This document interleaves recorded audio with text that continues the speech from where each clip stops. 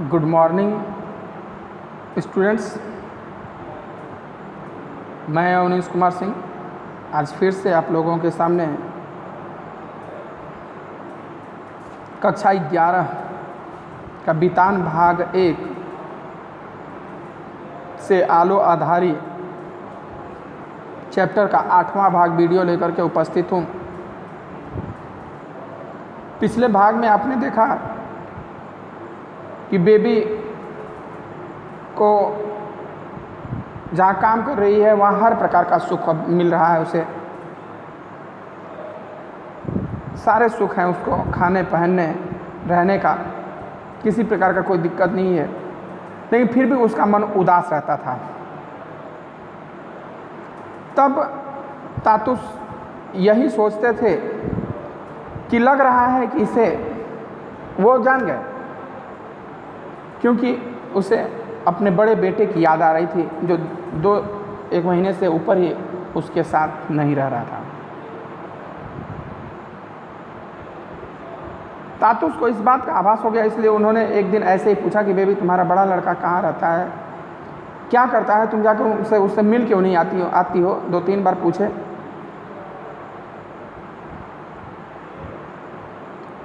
तो एक बार इसने बड़ा सर नीचे किए हुए बोला कि मैं नहीं जानती कहाँ रहता है, क्योंकि जिस आदमी ने ले गया था वो सही से मकान नंबर नहीं बताया, और जो बताया वहाँ मैं कई बार जा कर के देख आई, लेकिन कुछ अता पता नहीं है। हाँ, इतना ज़रूर है कि वो जहाँ रहता है उसके मालिक का यहीं कहीं मेडिकल की दुकान है। तब तातुस बड़े बिगड़े कि तुम अपने लड़के को भेजती हो और ऐसा भी नहीं, पता तो लगा लेना चाहिए, आजकल का युग जमाना कितना ख़राब है, जानती भी हो। फिर कह के चले गए, आए, पता लगा लिए, फ़ोन किए, फ़ोन करके उसको बुलाए, लो बात करो। ये पूछे कौन है, तो बात करो। तो हेलो करती है, उधर से हेलो आता है तो पहचान नहीं पाती है बेटे की आवाज़। कहते कौन है, तो कहते अपने बेटे को नहीं पहचानती। तो वो तब भावुक हो जाती है और बेटा बेटा कह करके बुलाने लगती है। अब बात होने लगी, कभी कभी हमेशा बात फ़ोन कर देते थे। बेटा बार बार पता पूछता कि माँ कहाँ रहती हो, मकान नंबर क्या है, लेकिन ये जानबूझ करके नहीं बताती हैं कि वो भी आ जाएगा, तो अभी तो हम लोग 3 लोग पहले से ही हैं, एक और आ जाएगा तो उसका भी खर्चा कैसे चलेगा। लेकिन फिर भी उदास रहती थी कि तातुस क्यों नहीं उसको भी बुला लेते हैं। कभी नहीं कहते, अगर मैं कभी जिक्र भी करती हूँ तो कहते हैं कि नहीं, मैं तो छोटे बच्चों को कभी काम पर नहीं रखा हूँ।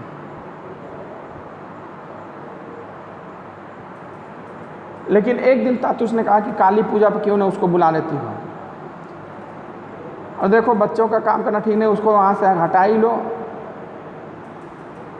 यहीं कहीं उसे ऐसा काम ढूंढ देंगे जिसमें वो काम के साथ साथ कुछ सीख सके, कुछ हुनर सीख सके, पढ़ाई लिखाई भी कर सके। आ गया, कहते कि मैंने बेटा भी आ गया, तो अब यह सोचने लगी कि अब आ गया तो खर्चा बढ़ गया, तो ये सोचती है कि अब मैं उतना ही खाना बनाऊंगी जितना पहले बनाती थी, अब उसी में वो भी खा लेगा, यानी मैं थोड़ा कम खाऊंगी, अन्य 2 बच्चों को भी थोड़ा थोड़ा कम दूंगी, तो उसका हो जाएगा। ये बात तातुस जान गए, तो उन्होंने कहा कि देखो तुम यहीं खाना खा करके जाओ, बच्चों को लेकर के जाओ। वो जानते थे कि ये लेकर जाएगी, खाएगी नहीं, बच्चों को खिला देगी, तो उसको खुद अपने पास ही बैठा कर खिलाते थे।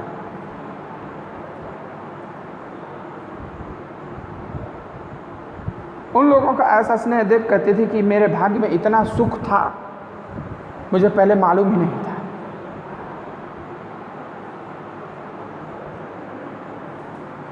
इससे पहले जहाँ भी मैं रही वहाँ काम के लिए मुझे महीना मिलता था, यहाँ वैसा कुछ न था। तातुस कहते कि बेबी देखो, मैं तुम्हें यह समझ कर तुम्हें पैसे नहीं देता हूँ कि तुम्हें महीना दे रहा हूँ, यह समझ लो कि यह तुम्हारा मैं जेब खर्च दे रहा हूँ।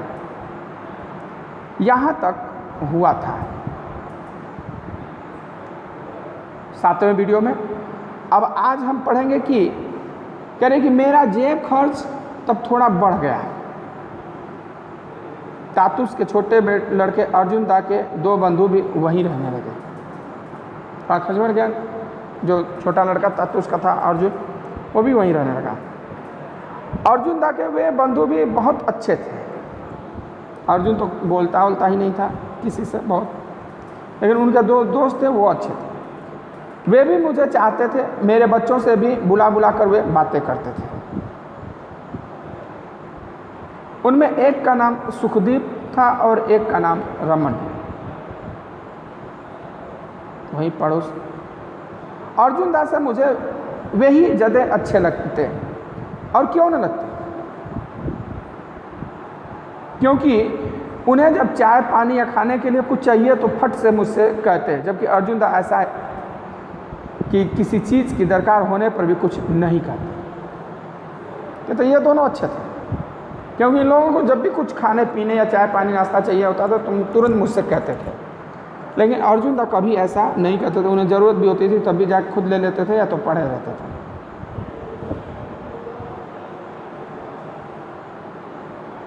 कुछ नहीं कहता, अब बस बिस्तर में लेटा रहता है। मैं स्वयं उसके पास जाकर पूछती, अर्जुन कुछ ला दूं चाय पानी खाने को कुछ? वह सिर्फ सिर हिलाकर कभी हाँ करता तो कभी ना।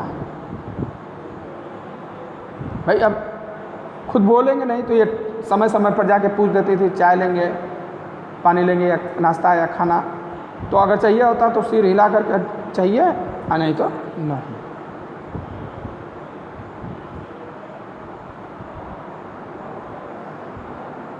वह सिर्फ हिलाकर कभी सिर तो कभी हाँ तो कभी ना करते हैं।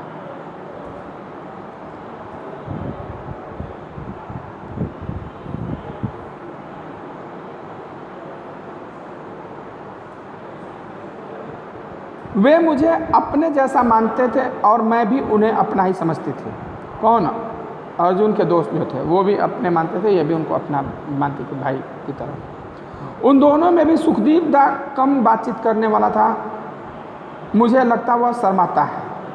जो सुखदीप था वो कम बातचीत करता था, यानी थोड़ा शर्मिला स्वभाव का था। रमण दा दूसरी तरह का था, वह इस घर को बिल्कुल अपना घर समझता था। वह मुझे काफ़ी कुछ सिखाता भी, खाने की कई चीज़ें बनाना मैंने उससे सीखा। वो बिल्कुल एकदम ऐसा नहीं लगता था कि वो किसी दोस्त के घर आ रहा है या कहीं अजनबी जगह रह रहा है। अपना ही घर, किचन में, बेडरूम, कहीं भी आना जाना, बनाना, बोलना, उठना बैठना सब एकदम फ्रैंक। वह मुझसे मेरे बच्चों के बारे में भी बातें करता। वह कहता, देखो अभी वे छोटे हैं, अभी उनका शैतानी करने का समय है, तुम्हें थोड़ा सावधान रहना होगा, उनकी पढ़ाई लिखाई पर नज़र रखनी होगी, उन्हें सब समय खेलने मत देना, नहीं तो उनका पढ़ना लिखना चौपट हो जाएगा। बच्चों के बारे में बात करते करते तो भाई अभी वो तो बच्चे हैं, बच्चे का काम ही है शरारत करना, शैतानी करना, खेलना कूदना, खेलने कूदने तो, लेकिन थोड़ा सा ध्यान देना कि उन्हें पढ़ने लिखने के लिए भी कहना।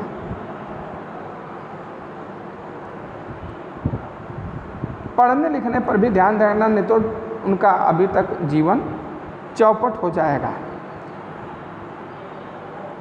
रमण दा पहले सोचता था कि मेरे कोई लड़की नहीं है, तीनों बच्चे लड़के हैं। वह यह सोचता कि लड़की नहीं है, तीनों लड़के ही हैं।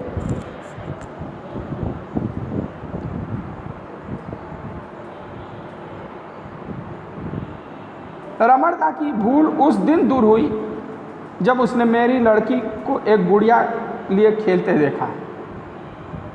वो जानता, वो भी छोटे बाल में और लड़कों वाले कपड़े ही पहनती थी जो उसकी छोटी लड़की थी। वो जानता था तीनों लड़के हैं।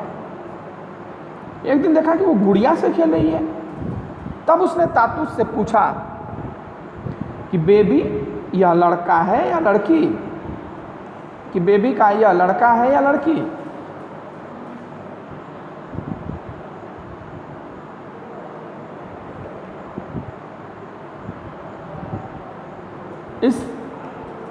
इसके हाथ में तो गुड़िया है। तातूस बोले, क्यों, तुम्हें मालूम नहीं, ये तो बेबी की लड़की है। रमण दा ने तब हंस कर कहा, तभी तो, और मैं तो समझ बैठा था कि यह भी लड़का ही है। रमण दा और सुखदीप दा के आने से घर में थोड़ी चहल पहल बढ़ी थी, लेकिन कुछ ही समय के लिए, क्योंकि जल्दी ही उन दोनों ने काम पर जाना शुरू कर दिया। इस बीच मेरा बड़ा लड़का भी मेरे पास से चला गया, क्योंकि उसे एक ऐसी घर में तातुस ने काम दिला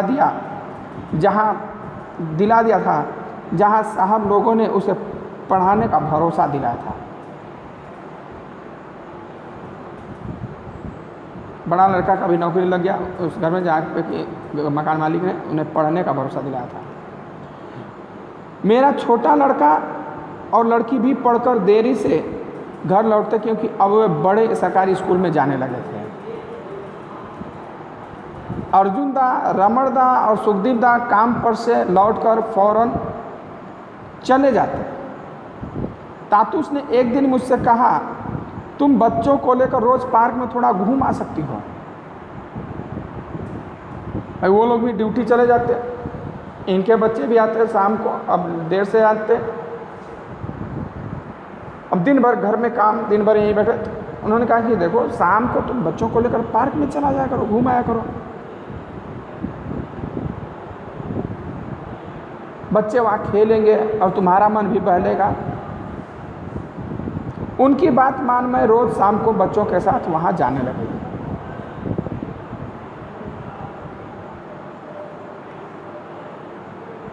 पार्क में बहुत सी बंगाली औरतें आती थी।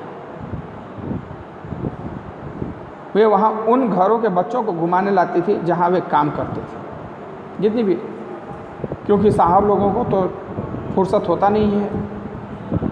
वहाँ हाउसमेट के सहारे ही बच्चों का पालन पोषण होता है, पूरा उसका तनख्वाह दिया जाता है। ले जाकर शाम को घुमा फिरा करके ले आओ, इसको टहला के ले आओ, खिलाओ पिलाओ, सब तुम्हारी जिम्मेदारी। तो सब शाम को लेकर के जितनी भी नौकरानियाँ हैं वो आती थी वहाँ पे घूमने टहलने। उनमें से मुझे देख मेरे पास आती और कुछ इस तरह की बातें पूछती। उनमें से कई आती इनके पास और इनको देख करके बातें पूछती, तुम बंगाली हो, तुम्हारा घर कहाँ है, तुम यहाँ अकेली रहती हो, तुम्हारा स्वामी कहाँ रहता है, वो तुम्हारे साथ नहीं रहता। वहाँ कई जवान लड़के भी आते और उनमें बंगाली भी होते। ये तो इन लोगों का सवाल होता है, लड़कियों का, कि तुम बंगाली हो, कहाँ घर है, तुम्हारा पति कहाँ रहता है, वो तुम्हारे साथ नहीं रहता, क्यों नहीं रहता। कुछ लड़के भी आते, वो मन चले भी होते, वे भी मुझसे बात करना चाहते और मौका ना मिलता तो मेरे बच्चों को बुलाकर उनसे बातें करते। अकेली औरत, अकेली लड़की को देख करके लड़के लोग, आदमी लोग बुरी नज़र रखते हैं। तो वो भी मुझसे बात करते, लेकिन मैं बात नहीं करती तो वो मेरे बच्चों से ही बात करते हैं बुला करके। यदि स्वयं आए और मुझसे बात करना चाहे तो उससे बात न करना कैसे संभव है। कह रहे हैं कि यदि कोई स्वयं आए वहाँ और मुझसे बात करना चाहे तो अगर मैं उससे बात न करूं तो भाई ये भी तो ठीक नहीं है। तातुस ने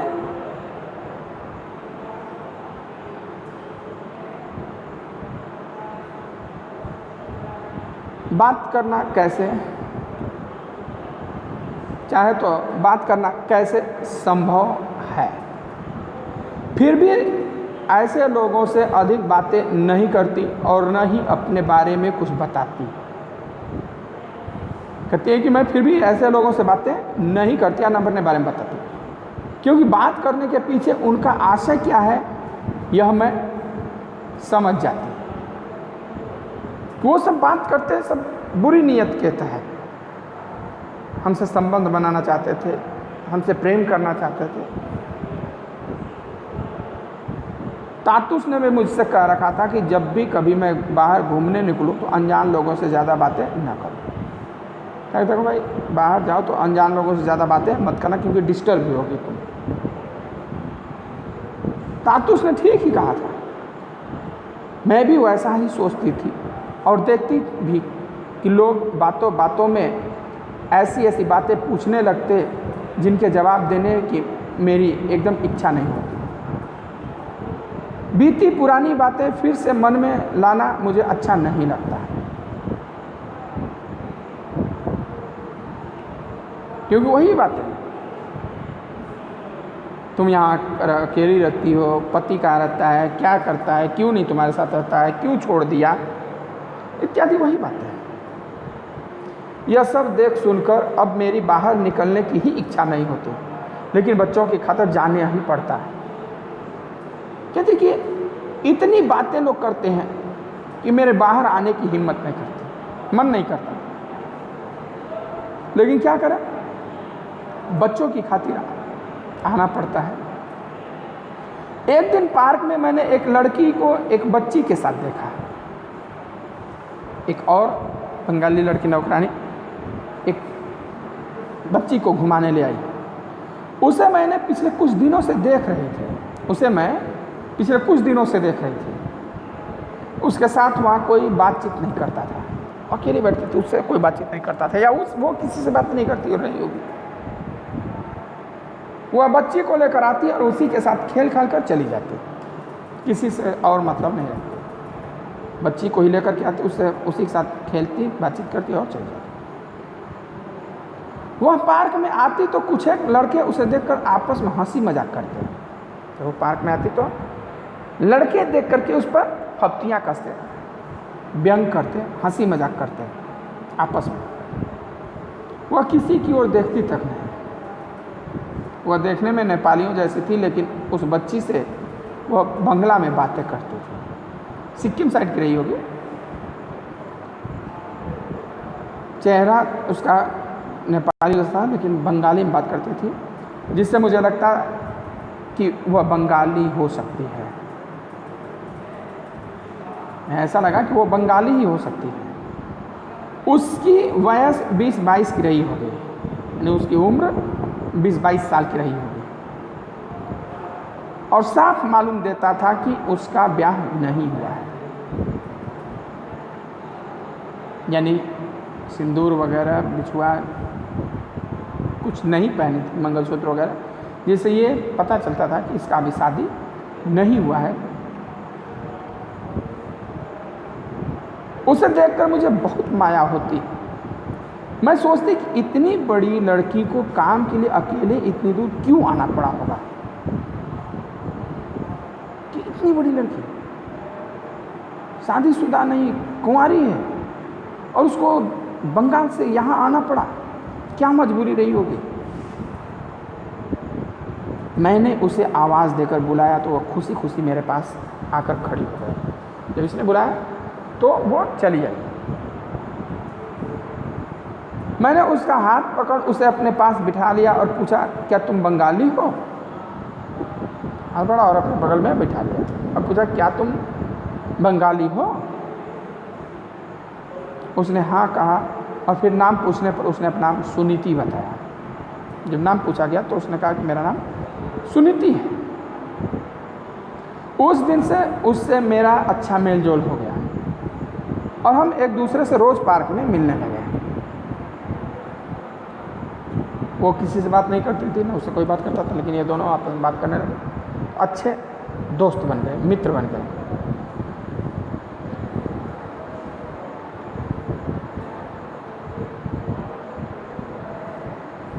अच्छा मेल जोल हो गया और एक दूसरे से रोज़ पार्क में मिलने लगे। किसी दिन न मिल पाने से हम दोनों उदास हो जाते हैं। अगर किसी दिन नहीं मिल पाते थे तो उदास हो जाते थे। सुनीति ने बचपन में ही अपने माँ बाप को खो दिया था। जिस दिन उसका जन्म हुआ था उसी दिन उसकी माँ नहीं रही थी, और जब वो 1 वर्ष की हुई तो उसके बाबा की मृत्यु हो गई। नहीं, अनाथ थी, माता पिता मर चुके थे, मामा चाचा बड़े ताऊ के पालन पोषण हो रहा था। साल भर के अंदर में ही माता पिता जिस दिन पैदा हुए उसी दिन माँ चल बसी, साल भर के बाद पिताजी। उसे उसके मामा और दीदी माँ ने पाल पोस कर बड़ा किया था।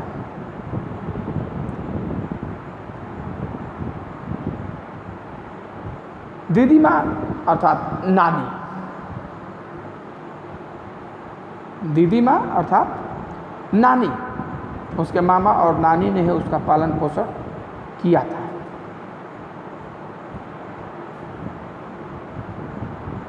बचपन में माँ के न रहने से कितना कष्ट होता है वह मैं जानती हूँ। कहती कि माँ न हो तो कितना कष्ट होता है, ये मुझे पता है माँ का दर्द। सुनीति जिस दिन अपने घर चली गई उसके एक दिन पहले पार्क में मिली थी और तब तक यह मालूम नहीं था कि वह अगले दिन ही चली जाएगी। उसने मुझसे कहा था कि तुम कल अपना पता लिख कर ले आना और मैं भी अपना पता तुम्हें दे दूँगी। अगले दिन अपना पता लेकर मैं पार्क में गई लेकिन वह नहीं आई। चलिए अब आज की वीडियो में इतना ही, फिर अगला व्याख्या अगले वीडियो में। आज के लिए तब तक धन्यवाद। वीडियो अच्छा लगे तो आप लोग लाइक शेयर कमेंट जरूर करिए।